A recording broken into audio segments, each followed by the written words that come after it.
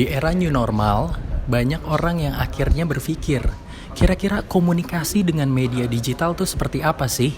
Kira-kira ketika kita ingin menyampaikan sesuatu, kita ingin menyampaikan pesan, atau kita ingin menginstruksikan sebuah perintah, ini gimana? Hal apa yang perlu kita perhatikan? Kita akan bahas di Berani Bicara kali ini bersama gue, Anan Prananca.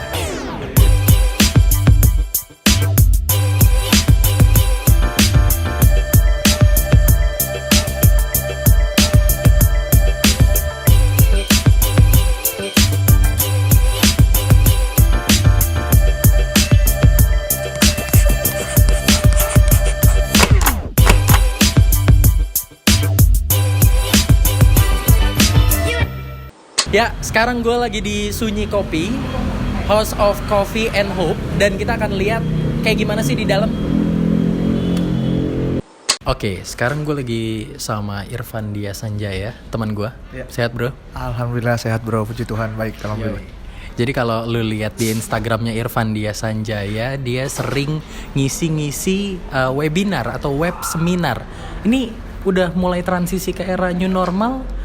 Komunikasi berarti sekarang harus pakai device gitu ya bro, nggak bisa secara langsung. Menurut lu apa sih yang harus diperhatikan ketika kita harus berkomunikasi dengan media sosial atau media digital?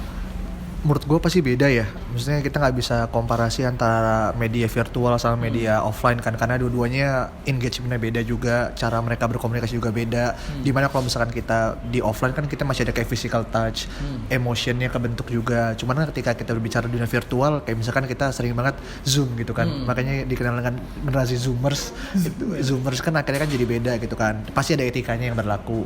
Salah satunya kan mungkin gimana kemudian kita memiliki internet yang bagus, terus juga bagaimana kemudian kita bisa menampilkan wajah kita sejelas mungkin, sehingga ketika kita berkomunikasi dengan orang, kita tuh nggak sedang seolah-olah tuh menyempelekan mereka gitu kan.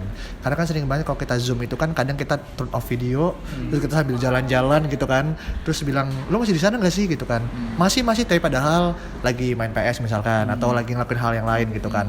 Nah itu yang salah satu hal kecil sih yang mungkin bisa diperhatikan, supaya bagaimana kita emang here and now juga, nggak kitanya here and now kita join, tapi bagaimana kita juga bisa kontribusi. Itu yang mungkin jadi poin penting sih mas bro. Oke, dan jangan lupa juga sebenarnya aspek-aspek dari verbal dan non-verbalnya ini masih tetap harus diperhatikan ya bro ya. Pasti banget. Bagaimana lo akhirnya menggunakan kata yang sesuai dengan audiens lo gitu kan. Lawan bicara lo kayak gimana. Terus juga nanti berpakaian juga akan ngaruh nih. Pasti banget. Kalau kayak kita gini mungkin ketemu sama milenial, sama zoomers masih bisa. Tapi kalau misalkan sama teman-teman yang sudah lebih senior, ini masih agak susah sih untuk bisa diterima ya. Iya. Ada nggak bro pengalaman yang jangan sampai orang lain tuh ngelakuin hal yang pernah dilalui? Mungkin dari lu sendiri, mungkin dari teman-teman lainnya. Mungkin sebenarnya sesimpel kayak ketika lu pakai Zoom misalkan gitu ya, ketika lu udah selesai ngomong, usahakan mic lu dimatiin gitu kan. Itu kan hal kecil banget sebenarnya yang bisa kita lakukan untuk mencegah ada suara yang masuk gitu kan. Karena banyak banget akhirnya host kemudian harus turn off kan semuanya untuk kemudian kita bisa dapat suara yang jernih. Nah itu hal-hal kecil supaya lu akhirnya aware bahwasanya ketika lu sedang tidak berbicara ya lu mendengarkan. Itulah hal penting, kayak sama kayak gini kan, kita berbicara ketika lu ngomong ya gue diem, sama aja gue nge-mute diri gue gitu kan. Ketika gue mau ngomong lagi gue turn on lagi mikrofon, baru gue ngomong lagi. Dan mungkin hal yang paling buruk yang mungkin bukan gue kali ya, mungkin ada salah satu teman gue juga yang pernah melakukan itu, dia ketiduran. Ini yang akhirnya dia ngerasa, oh mungkin kalau online kan nggak ada yang tahu nih gue segala macam. Taunya sama dosennya tuh ditungguin. Oh dipanggil-panggil kali ya? Di semua lift tuh cuma dia sama dosen doang yang ada kayak gitu. Terus ketika on gitu kan ditanya, kamu kan kemana tadi? Ya akhirnya bilang lah maaf saya segala macam. Itu kan sebenarnya hal-hal yang mungkin kita nggak pernah sadari akan terjadi. Cuman kalau ada orang yang iseng, ada orang yang kemudian put attention, kita akan jadi hal yang masalah gitu sih. Itu hal kecil tapi berdampak besar buat karir kita ke depannya sih kayak gitu. Iya, oke, baik. Sama mungkin hal lainnya lagi, kalau ada kendala teknis, kita lagi share screen. Ini upayakan sih teman-teman, jangan lupa folder-folder yang tidak ada kaitannya dengan apa yang harus kita presentasikan itu jangan sampai dibuka, karena itu pasti akan pop up di notifikasi untuk kita klik, mungkin banget. Dan kalau misalkan share screen-nya bermasalah gara-gara internet, gara-gara laptop ngehang dan segala macam, jangan lupa harus terus berkomunikasi, jangan diem aja. Ibaratnya jangan dead air. Enggak sih. Komunikasiin sama organizernya. Kalau kita tuh di situ sebagai pemateri seperti itu ya bro ya. Oke, baik. Terima kasih Bro Dias. Thank you banget Bro Anan.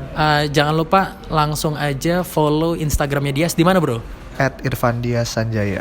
Mantap. Kalau lo ngerasa konten ini menjadi konten yang bermanfaat buat lu ngelihat kayaknya ada mantan, temen, gebetan, calon mertua atau calon pimpinan lo yang butuh konten kayak gini, silahkan lu share. Jangan lupa lu subscribe dan jangan lupa juga likes konten kita. Selamat bukan selamat sih. Gue ulang. Yeah. Kalau lo suka konten dari Berani Bicara, silahkan lo share konten ini ke teman-teman lo, ke atasan lo, ke gebetan lo, ke mantan lo, atau ke calon mertua lo. Nah, sampai jumpa di Berani Bicara selanjutnya bersama gue Anan Prananca. Thank you bro. Thank you.